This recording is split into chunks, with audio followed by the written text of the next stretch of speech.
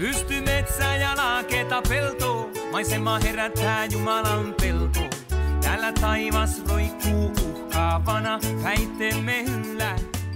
Aina kun siellä ihmisiä tapaa tuolla muualla päin Suomeen, niin ensimmäinen kysymys ihmisillä on yleensä, että voiko siellä Ilmajoella muuta tehdä kuin painia tai pelata pesäpalloa. Ja en mä olisi minään nimessä pärjännyt enkä päässyt siihen pisteeseen, mitä mäkin olen saavuttanut ilman mun vanhempien tukia ja sitä, että ne maksoi pitkälle ajalle mun laskuja, vakuutuksia ja kaiken maailman puhelinlaskuja ja näin. Ja sitten toinen, mikä mua on aina kannustanut ja auttanut eteenpäin, niin on mun mumma ja paappa.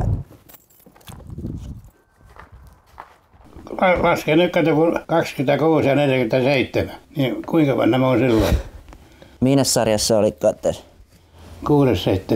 6-7. Kyllä sulla vähän vahvemmat kädet on. Häh? Mitä? Kyllä sulla vähän vahvemmat kädet on. Onko? Niin, mähän on tuonut sulle aina videoita joskus ja kyllä se mun painija tykkää katsoa niitä vanhoja matsia, sitten sä aina niistä muistat joskus.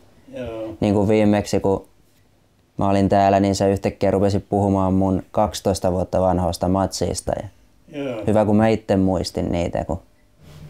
Joo, niitä se muisteloo ja katteloo monta kertaa täällä sun painijatta. Ja varsinkin se Euroopan mestaruusvideoa katsotaan usein. No kyllä nyt ainakin pari kertaa kuukaudessa. Sitten taas paini tarjosi loistavat olosuhteet lapsesta aikuisikään ja varsinkin lapsena silloin mä muistan, niin tää oli hieno paikka ja sai ainakin liikkua justiin niin paljon kuin halusi ja tehdä kaiken näköisiä eri lajeja.